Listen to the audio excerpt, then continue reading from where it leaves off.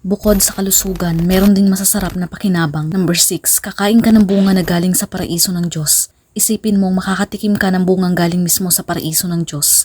Hindi pagkaing minamadali o kinakain habang pagod, kundi bunga ng puno ng buhay at kagalingan.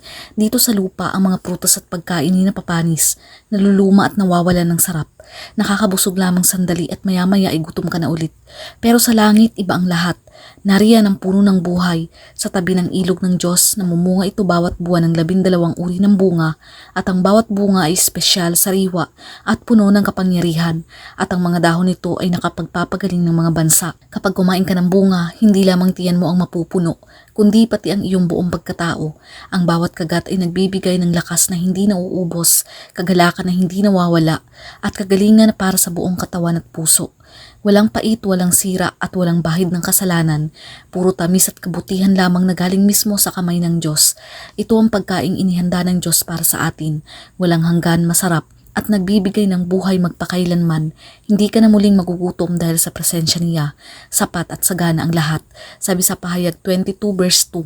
Sa pagitan ng lansangan at ng ilog, naroroon ang puno ng buhay na namumunga ng 12 uri ng bunga at nagbubunga sa bawat buwan, at ang dahon ng puno ay panggamot sa mga bansa. Number 7. Mag-aalaga ka ng magagandang hardin at lupa.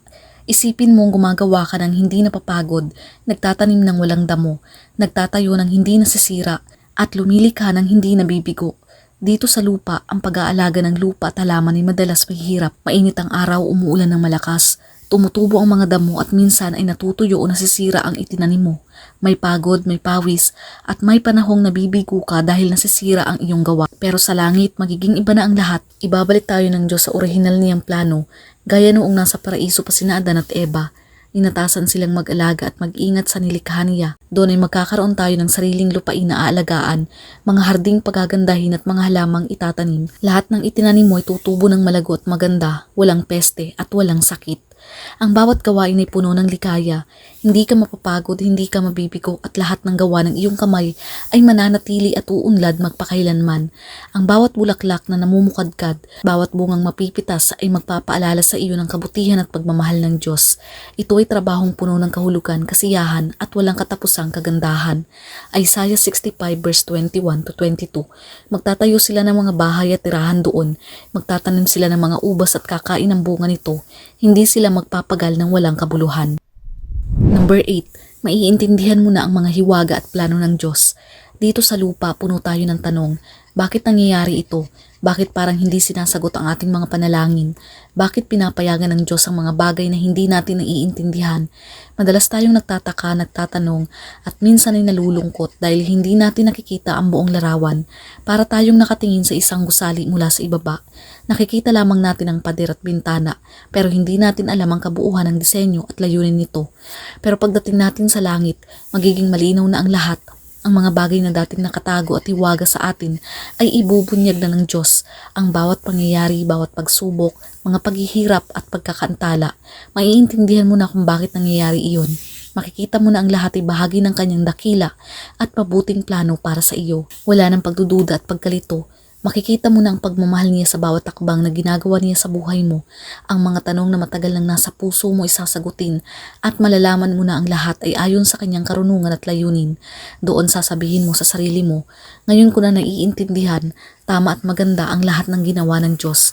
Ito ang pinakamagandang bagay na magbabago ng tingin mo sa lahat ng pinagdaanan mo. Dahil sa huli, makikita mo ang ganda at kabuluhan ng lahat. 1 Corinto chapter 13 verse 12. Sa kasalukuyan, tila malabong larawan ang nakikita natin sa salamin, ngunit darating ang araw na harapan nating makikilala ang Diyos. Bahagya lamang ang nalalaman ko ngayon, pero darating ang araw na malulubos ang kalamang ito, tulad ng lubos na pagkakakilala niya sa akin. Number 9, tayo magpupuri, aawit at sasamba kasama ng mga anghel at ng lahat ng mga tinubos. Sabi sa Pahayag, napakaraming tao doon, galing sa bawat bansa, lahi at wika, nakatayo sa harapan ng Diyos at ng Kordero. Pahayag chapter 7 verse 9 to 10. Pagkatapos nito ay tumingin ako at nakita ko ang napakaraming tao na hindi mabilang ng sinuman mula sa lahat ng bansa, lahi, bayan at wika. Nakatayo sila sa harap ng trono at sa harap ng Kordero. Sumisigaw sila ng malakas. Ang kaligtasan ay sa ating Diyos na nakaupo sa trono at sa Kordero. Hindi ito parang simpleng pagtitipon lamang dito sa lupa na may katapusan. Ito'y walang hanggang pagdiriwang, walang humpay na awitan at kagalakan na puno ng kaluwalhatian at pagsambang walang hanggan. Dito sa atin kapag nagtitipon para sumamba, minsan napapagod ang lalamunan, napapagod ang katawan o nababawasan ang ating sigla. Pero sa langit iba na ang lahat. Kasama mo ang lahat ng tinubos ng dugo ng Panginoong Hesus, mga kakilala, mga hindi mo pa nakikilala, mga ninuno, mga propeta at mga bayani ng pananampalataya. Lahat tayo ay magkakasama. Iisa ang puso at iisa ang awit ng pasasalamat. Aawit ka ng buong puso, ng buong lakas at ng walang humpay. Hindi dahil utos kundi dahil punong-puno ang puso mo ng tuwa at pagmamahal. Ang bawat himig ay umaabot sa trono ng Diyos at ang bawat salita ay puno ng katotohanan. Ito ang pinakamasayang bahagi ng langit. Hindi ka nag-iisa. Kasama mo ang napakarami at lahat tayo ay nagkakaisa sa walang hanggang saya at pagsamba. Number 10. Makakapiling natin ang Panginoong Hesus magpakailanman. Ito ang dahilan kung bakit langit ang tinatawag na langit. Lahat ng ganda, lahat ng saya, lahat ng magagandang bagay na ating tinalakay ay magiging walang kulang at ganap lamang dahil naroroon siya. Dito sa lupa, kahit gaano kaganda ang lugar, kahit gaano kasarap ang buhay, may kulang pa rin dahil minsan ay pakiramdam natin malayo siya. May mga panahon tila nakatago ang kanyang muka at tayo ay nangungulila at naghahanap sa kanya. Pero sa langit, magbabago ang lahat. Hindi na siya malayo at makakapiling na natin siya. Makikita natin ang kanyang muka, maririnig mismo ang kanyang tinig at mararamdaman ang kanyang yakap na hindi na kailanman mawawala. Wala nang paghihiwalay, pangungulila at pagkatakot.